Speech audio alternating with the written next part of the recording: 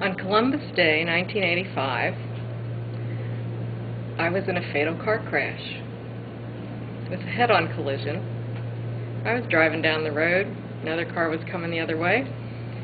We were going through an intersection. At the last minute, he decided to turn left right in front of me. Bam. I think I had enough time to say, oh my God, didn't even get to say turning. Next thing I knew, I was looking down at the top of my car. I was like, whoa, this is really cool. Now, fortunately, I had heard about out-of-body experiences. I'd never had one, always wanted one. Suddenly, I was having one. So I looked down and I see my car crunched, and I saw the guy get out of his car and walk over to mine, reach in and turn my headlights off. Didn't quite know what that meant until later.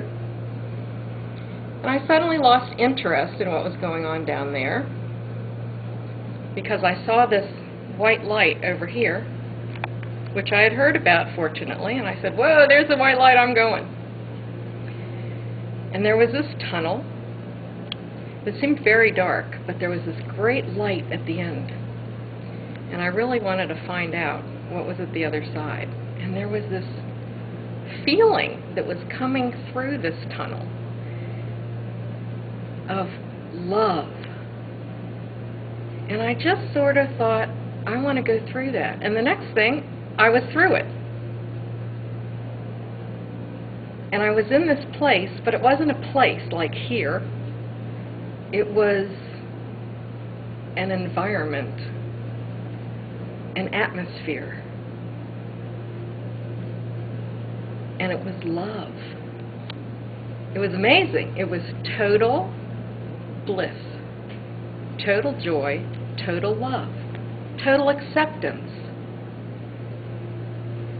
total everything is fine and always will be and always has been. It felt like home. It felt like that's where I belonged, and that's the way it's supposed to feel all the time. But of course that's not the way it feels here. So I sort of looked around, and I think I needed to have a concept of place, so suddenly it sort of seemed like a place again. And I looked over to the right and I saw all these relatives of mine who had died before, and they were waving and smiling, and I smiled and waved, but I didn't feel like I was supposed to go over and talk to them because that's sort of not why I was there. But it was good to see them, and they were all doing great. And I could just feel that. And the next thing I knew, I was standing in the middle of a circle of these 12-foot beings of light. And I'm only 5'4", you know, so they were pretty intimidating, but not really, because they felt more like family than the people I had seen. And they felt so familiar and so loving. And I remember saying, I'm not going back there because it's nasty. People are mean, and it's like walking through hip-deep molasses, just trying to get anywhere or do anything, and people are nasty to each other, and it's just bad, and I'm not going back. And it sort of felt like I was having an argument with them, but when I think about it, they weren't really arguing. I was just sort of standing there going like this, and they were sort of going, yes, dear, it's all right, dear. You're doing fine. You can do whatever you want. And it just seemed to go on for this timeless period. And I really wanted to stay because it was really good there. And the next thing I knew, I woke up in the emergency room at the hospital and said, oh my God, what happened? And the nurse said, you were in a car accident. And I said, that's not what I mean, because I wasn't supposed to come back. But here I was, and boy, did it feel different. I mean, 3 dimensions, when there's not a lot of love, is a real difference from where I was. And it was very hard to make the transition. I knew that I had had what they call a near-death experience. I'd even heard about them. I'd even read about them before. But I didn't know exactly what you're supposed to do with that, because nothing was the same. It still felt the same. It still felt like here I am in the world, and people are still mean to each other. And it's not that love energy that was there that felt like the heart of God. It felt like going back and standing in the middle of the heart of God. And suddenly it felt like I wasn't there anymore. And here I was. I felt like I had been tossed like a stone.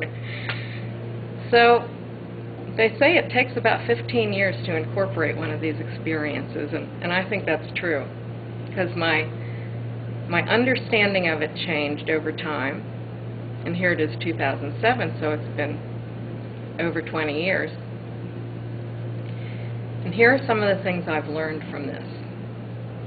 Your priorities change because you realize that the most important thing is love. The only thing is love. That's really the only thing there is. Except sometimes it's expressed as fear, the opposite side of it. And all that petty stuff doesn't matter.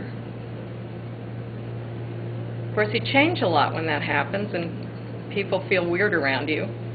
So you lose friends, and you get new ones.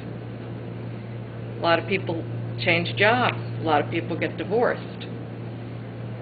But you're incorporating this feeling of love into your life. And I think that's what people with NDEs really do.